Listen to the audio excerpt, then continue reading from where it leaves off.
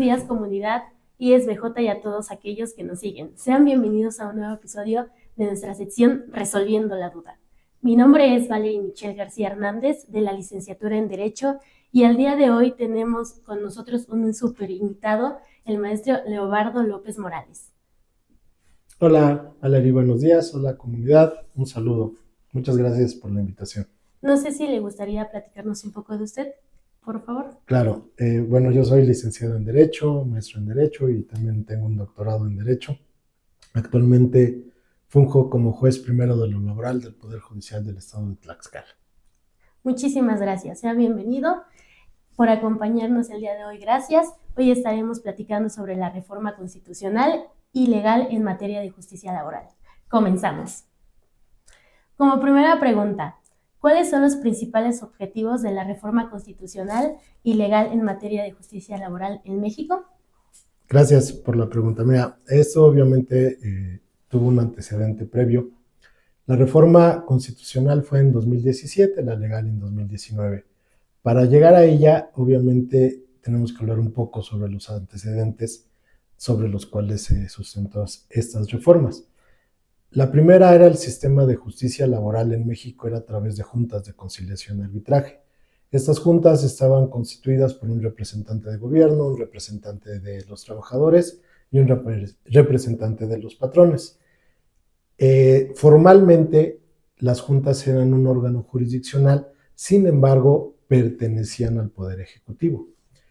Y obviamente el pertenecer al Poder Ejecutivo pues trajo diversas problemáticas. Una de esas problemáticas es que las juntas dependían económicamente, llamémosle así, financieramente, de un presupuesto. Y entonces los estándares internacionales señalan que una autoridad jurisdiccional, el primer punto es que sean independientes económicamente. Es decir, que el salario del juez, los implementos del juzgado, en este caso, obviamente no dependan de una decisión gubernamental, en este caso del Poder Ejecutivo. Esto trajo consigo muchos problemas porque obviamente las juntas se llenaron de muchos asuntos. El promedio de resolución de un asunto en materia laboral en México era de aproximadamente 5 años. Y entonces, obviamente, eso para una sociedad que tenemos, pues no nos merecemos una justicia en ese calibre, ¿no? En ese volumen de tiempo. Después hubo problemas en materia colectiva a partir de la presidencia del presidente Vicente Fox. En México se desarrollaron, si lo podemos llamar así, de manera excesiva los contratos colectivos de protección patronal. Esos contratos colectivos obviamente mermaron en demasía tanto el salario y prestaciones de los trabajadores. ¿Por qué razón? Porque esos contratos no tenían que ver con la voluntad de los trabajadores. Era un contrato en el cual el patrón se ponía de acuerdo únicamente con el líder del sindicato. Y entonces ellos ponían las condiciones que ellos querían y los trabajadores en muchos casos ni siquiera sabían que estaban sindicalizados. Entonces, obviamente, esto trajo un detrimento muy serio en la economía de los trabajadores. Hubo otro antecedente serio que incluso todavía está abierta, es una queja presentada ante el Comité de Libertad Sindical de la Organización Internacional del Trabajo, que se presentó por ahí de 2009, en la cual un sindicato de mineros acusó prácticamente al Estado mexicano que el sistema de administración de justicia en materia colectiva, pues obviamente era corrupto y que obviamente no se desarrollaba ni la libertad ni la democracia sindical, que son uno de los sustentos obviamente de las relaciones colectivas. Estos antecedentes sirvieron porque hubo otro, que era México iba a ratificar o iba a entrar a un tratado que era el TTP, el Transpacífico.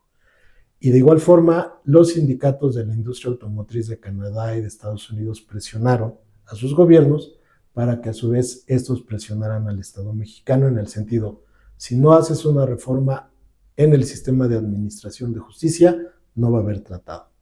El TTP no se firmó porque llegó a la presidencia de Estados Unidos el presidente Trump y él decidió que Estados Unidos no iba a ingresar a ese tratado. Y después, esto fue por ahí de 2014, 2015, se venía la negociación del TLC, hoy TEMEC, y prácticamente se replicó la misma petición. Estado mexicano, necesitas reformar tu sistema de administración de justicia. ¿Por qué razón? Ese contrato colectivo de protección patronal no permite que otro sindicato entre. Y entonces, aunque pareciera increíble, no había un procedimiento para que otro sindicato pudiera pelear esa titularidad. Hay uno en la ley, pero era sumamente engorroso. Es más, a los sindicatos, llamémosle así, de los verdaderos trabajadores, ni siquiera les daban el registro. ¿Por qué razón? Porque obviamente quien era el representante de estos sindicatos ante la Junta, pues era parte de estos sindicatos. Pues yo no les quería decir mafiosos, pero parte era una corrupción terrible la que existía en ese momento. Entonces, si un grupo de trabajadores realmente que representaban el interés profesional de los trabajadores querían formar un sindicato, ni siquiera les daban el registro. Después de 4 o 5 años, los corrían de su trabajo, lograban el registro, no podían acceder a la titularidad del contrato colectivo. La titularidad es quién administra el contrato colectivo, es decir, el sindicato que tenga mayoría de trabajadores. Bajo este esquema, pues obviamente viene la negociación, se firma el TEMEC, pero se firma un anexo en el cual muchos consideran que el gobierno, que en este caso es el actual, se dejó mangonear, se dejó que Estados Unidos y Canadá se inmiscuyeran las relaciones laborales. En lo personal no lo creo. ¿Por qué? Porque el TEMEC es, si no mal recuerdo y tengo entendido, el único tratado comercial que introduce cuestiones laborales. No hay otro tratado comercial en el mundo de esta categoría. Y no entiendo por qué se espantan y dicen que se dejó el Estado mexicano que tanto Canadá como Estados Unidos intervinieran en la administración de justicia, porque el TEMEC establece un sistema de resolución rápida de controversias, sobre todo en materia colectiva. ¿Por qué comento esto? Porque tal vez se nos olvida que en 2010-2009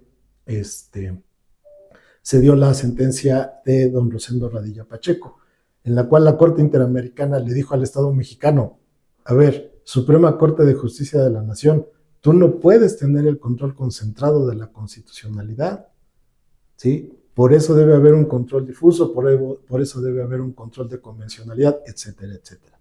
Entonces yo no creo que este tratado, como algunos señalaban, sea una intromisión a la justicia laboral en México.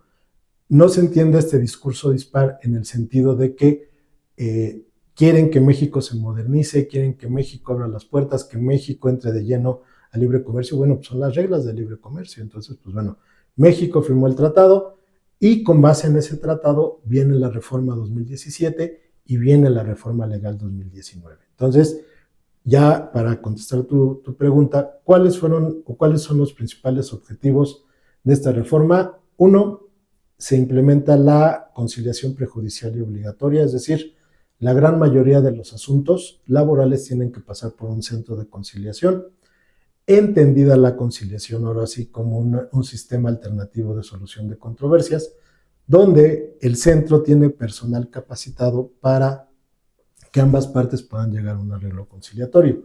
No era la conciliación que teníamos en las juntas, que la verdad es que no sé si ahora le podemos llamar eso conciliación, porque era llegar, nos parábamos en la barandilla, el otro abogado de la contraparte decía: nos vamos a arreglar, abogado, ¿traes alguna propuesta? No, fíjate que mi cliente no quiere ahorita. Bueno, nos vemos. Y eso ya sabía, eso no puede ser conciliación. Ahora entiendo que los centros están haciendo un esfuerzo mayúsculo para llevar a cabo estas pláticas en las cuales ambas partes se sienten a gusto, pueden levantar un convenio y darle conclusión a la controversia. Se establecieron centros locales, centros federales, dependiendo de la competencia. Recordemos que el artículo 123, apartado A, fracción 31, nos establece un sistema competencial en materia laboral. Pero además, algo inédito, se estableció un centro de conciliación federal y registro laboral a nivel nacional. ¿Por qué inédito? Los registros de sindicatos los otorgaban las juntas locales. Y la mayoría de los sindicatos son de competencia local. Y entonces, ¿quién daba el registro? Pues las juntas locales. ¿De quién dependía la junta local? Pues del gobernador. Entonces, cualquiera podía decirle al gobernador, oye, pues no tengo trabajo, regálame unos registros. Para que te solo sí, cómo no. Hay un antecedente que en un estado vecino, tan solo en un sexenio, se otorgaron 4,000 registros de sindicatos. ¿Dónde estarán esos sindicatos? No lo sabemos. Y entonces, eso obviamente pues, provocaba conflictos. Y les doy otro ejemplo.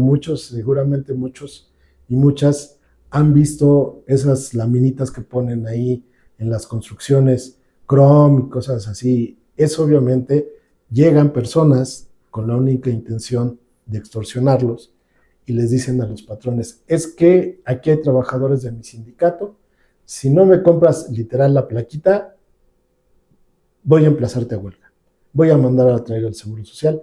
Eso obviamente, y lo tomo como mensaje, no se dejen extorsionar, no les pueden emplazar a huelga, por lo menos por esa razón de que te estén construyendo, que por lo regular es a donde llegan, no los pueden emplazar a huelga porque el sindicato necesita reunir determinados requisitos que obviamente no los van a reunir. Bueno, entonces este Centro Federal de Conciliación y Registro Laboral a nivel nacional es ahora quien otorga los registros de sindicatos, es ahora quien registra los contratos colectivos, así como los reglamentos interiores de trabajo. Y esto es un avance, comentaba, muy amplio. ¿Por qué razón? Porque no se hacen en barandilla. Todos estos procedimientos son en línea. Es decir, el sindicato va a tener que escanear sus documentos, entran a la plataforma, les dan una contraseña, un usuario, y a través de línea en línea todo prácticamente se hace. Y eso fue, creo yo, algo muy bueno, porque obviamente evitas la corrupción. Entonces no puedes llegar ahí por debajo de la mesa, decirle, oye, échame la mano, pues eso no lo puedes hacer en línea. Bueno, segundo punto, dejamos atrás las juntas de conciliación y se crean tribunales laborales que dependen del Poder Judicial, obviamente ya con ahora sí una independencia real, sobre todo en sus fallos.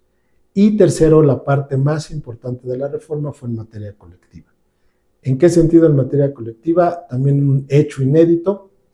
Muchos de los procesos internos de la vida del sindicato se tienen que llevar a través del voto secreto, del voto libre, secreto y directo. Es decir, tan es así que, por ejemplo, vamos a suponer se estalla un conflicto de huelga.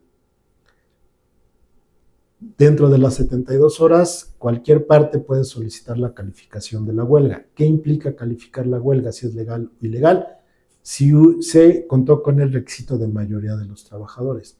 Porque en muchas ocasiones, quienes emplazaban esa huelga pues eran los líderes, no toda la base trabajadora. Entonces ahora, bajo se le llama recuento, bajo esta dinámica, se les pregunta a los trabajadores, como si fuera una elección para funcionario, servidor público por elección.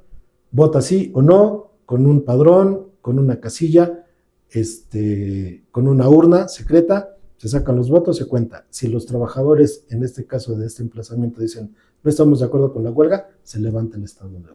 Entonces, esta parte es muy importante porque se les regresa a los trabajadores su voz y su decisión, y otra también sumamente importante, la elección de sus directivas se tendrá que hacer a través de este mismo método eminentemente democrático. Esos serían los principales objetivos que se buscaron en la reforma. Muchísimas gracias por compartirnos la información. Punto número 2, ¿nos podría comentar qué cambios se introducen en la organización y funcionamiento de los tribunales laborales con la reforma, por favor? Gracias. Gracias por la pregunta, muy interesante también. Pasar del sistema de junta al sistema de tribunal, pues hay un mundo de distancia. ¿Por qué? Primer punto, la reforma estableció que los puestos para jueces y los puestos que se den en los juzgados tenían que concursarse. Para ser presidente de la Junta podría ser cualquier persona, simplemente que hubiese sido licenciado en Derecho y que tuviera conocimientos en materia laboral, nada más. Para ser juez, para ser secretario de instrucción, para ser proyectista, para ser actuario, se concursaron los puestos. Y entonces obviamente eso te da otra legitimidad más. Cambia el sistema en el sentido de que en el sistema de juntas había dos audiencias. La de conciliación, demanda y excepciones y otra de ofrecimiento y admisión de pruebas. Cambia completamente el procedimiento. El fondo sigue siendo el mismo, patrón-trabajador. Si un trabajador se siente despedido, puede ir primero al centro de conciliación, agotar la conciliación, se le otorga una constancia de no conciliación y es requisito de procedibilidad para acceder al juzgado. Y entonces ya el procedimiento cambia porque vamos a tener dos fases, una fase escrita y una fase oral. La fase escrita, la parte, en este caso el trabajador presenta su demanda, la parte demandada contesta, todo esto es por escrito, con la contestación se le corre traslado al trabajador para que formule réplica y con la réplica se le corre traslado a la parte demandada para que formule su contrarréplica. La fase escrita esencialmente es para los litigantes. Ahora sí, ellos pueden esgrimir todos los argumentos, todas las defensas razonables y posibles. ¿Qué pasaba en el sistema de juntas brevemente? Que era oral, supuestamente la oralidad. Bueno, decían, a ver, parte actora tiene uso de la voz, ratifico mi demanda en todas y cada una de sus partes. A ver, parte demandada tiene el uso de la voz, vengo a dar contestación a la demanda y ya. Parte actora tiene el uso de la voz en réplica. Objeto todas y cada una de sus partes el escrito de demanda porque es oscura, falsa y además no me cae bien la parte demandada y por tanto solicito que lo condene. Esos no son argumentos de peso. Y había ocasiones que los propios abogados de los trabajadores, yo creo que también en parte de molestar, volvían a dictar la demanda en réplica. ¿Qué hacía el abogado de la demandada cuando formulaba su contrarréplica?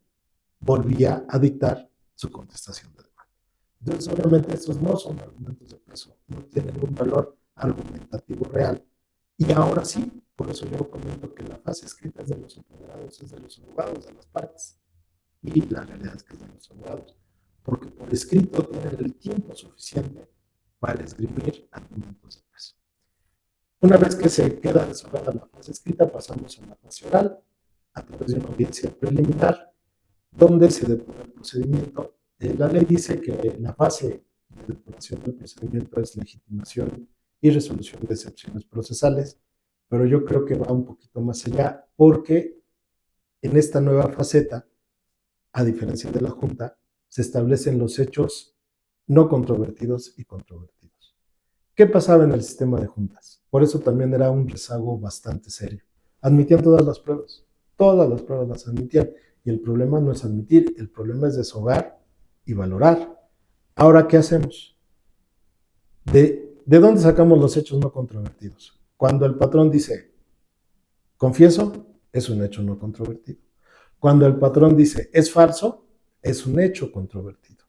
Y entonces, recordemos que el procedimiento laboral tiene una característica especial a diferencia de las otras materias.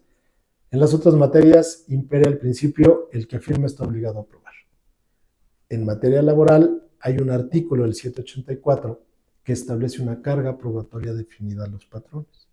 Entonces, con base en esa carga, primero determinamos, a ver, ejemplo, el trabajador dice, es que yo ingresé en el 2000. El patrón dice, no es cierto, tú ingresaste en el 2020. El 784 dice, cuando haya controversia en relación a la fecha de ingreso, quien tiene la carga de la prueba es el patrón. Históricamente, ¿por qué es? Porque obviamente el patrón está en mejores condiciones de poder probar esas circunstancias. Y entonces, a ver, patrón, ¿qué pruebas ofreciste para acreditar ese hecho? Y otra también que sirva como comercial, todas las pruebas, tanto en la demanda como en la contestación, se deben denunciar y adjuntar si se tienen. No hay otra fase, ya no es como en la fase de juntas que podía ofrecer mis pruebas hasta la audiencia, no, se tienen que ofrecer desde la demanda hasta y en la contestación de demanda, porque la ley es clara y dice, a ver, no vas a ofrecer más pruebas, es decir, precluye el derecho. Precluir el derecho es como una puerta que se va cerrando y ya no se puede abrir. Y vamos avanzando. Por eso se dice que precluye el derecho, no prescribe ni caduca. Precluye el derecho porque hablamos de etapas procesales. Y entonces, esta parte es yo creo que la más interesante de todo el procedimiento porque se depura. Tenemos hechos controvertidos, únicamente de 10 hechos, 5 son controvertidos. De esos 5, a ver, ¿quién tiene la carga de la prueba? Ah, pues el patrón tiene la carga de la prueba en 4. ¿Qué pruebas, patrón, ofreciste para estos 4 hechos? Y si no ofertó pruebas, se quedó sin probar. Y entonces eso nos facilita mucho el trabajo porque ya no tenemos que valorar tantas pruebas y nos vamos específicamente a la carga probatoria y a los hechos controvertidos. Eso es esencialmente la audiencia preliminar. Y después viene la audiencia de juicio, en la que desahogamos pruebas que requieran desahogarse y en muchos casos se dicta la sentencia en la propia audiencia. De acuerdo, muchísimas gracias. Y por último, ¿nos podría comentar cuáles son el papel principal de los centros de conciliación con el nuevo sistema de justicia laboral, por favor? Gracias. Sí, en la reforma constitucional y legal se estableció que el Estado mexicano tenía que implementar los centros de conciliación, tanto federales como en cada entidad federativa. En cada entidad federativa se crea un centro. ¿Cuál es la intención? Que en determinados asuntos, sobre todo en despido injustificado, que son la gran mayoría, sin que haya discriminación o acoso, porque también son excepciones, también como comercial, cuando haya circunstancias de discriminación por embarazo, por género, por edad, por sexo, no es necesario agotar y sobre todo acoso sexual o acoso laboral, no es necesario agotar la instancia en el centro. En los despidos, llamémosle normales, si es necesario. ¿Cuál es la intención? Pues que obviamente el asunto o la controversia más bien no llegue hasta el juzgado. Es decir, en los centros de conciliación lo que van a tratar es de que ambas partes lleguen a un arreglo conciliatorio. ¿Cuál es la diferencia este medio alternativo con otros que existen? Que en materia laboral hay prestaciones que son irrenunciables, es decir, no puedes transar como en otras materias. Ejemplo, en materia mercantil, bueno, te pago la suerte principal y los intereses los dejamos fuera. Bueno, perfecto, está bien. Aquí no. Aquí hay prestaciones que el trabajador ya generó y la ley incluso prohíbe, en este caso al centro, obviar esa circunstancia. Aunque el trabajador diga, bueno, renuncio a mi parte proporcional de aguinaldo, el centro no puede levantar un convenio en ese sentido. Y entonces esa es la función principal de los centros de conciliación, tratar que las partes puedan llegar a un arreglo conciliatorio, pero no solamente esa conciliación se lleva a cabo en los centros, también los tribunales laborales pueden darse el espacio de llevar a cabo pláticas conciliatorias. No, creo que ganamos más en suspender, por ejemplo, una audiencia 10-15 minutos, tratando de que las partes puedan llegar a un arreglo. ¿Y cuál es, por lo menos aquí en el juzgado de Tlaxcala, qué es lo que hacemos? Que ambas partes se sientan cómodas. La conciliación no es obligatoria agotarla, no es obligatorio estar de acuerdo en lo que se diga en la conciliación. Al trabajador, primer punto, como les comentaba, no lo podemos obligar a levantar un convenio cuando haya prestaciones que ya generó y que aún cuando él quiera. Por eso se dice que el derecho del trabajo es proteccionista del trabajador. Este es uno de esos aspectos.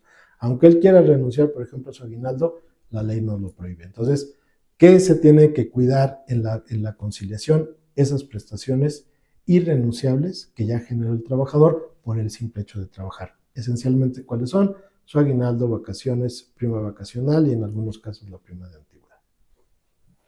Muchas gracias por regalarnos este espacio y por compartirnos un poco de su tanta experiencia. Nos lleva mucho aprendizaje. No sé si guste dar unas últimas palabras. Claro, pues agradecerles, fue una bonita experiencia, estoy a sus órdenes. Recuerden, el sistema es un sistema nuevo, depende de los operadores seguirse capacitando para que todos tengamos buenos resultados. Muchas gracias. Muchísimas gracias también a todos los que nos escuchan y recuerda que si gustas seguirnos en nuestro contenido puedes hacerlo por medio de redes sociales y no te pierdas de ninguno de nuestros capítulos. Nos vemos en el próximo podcast. Muchas gracias. Gracias.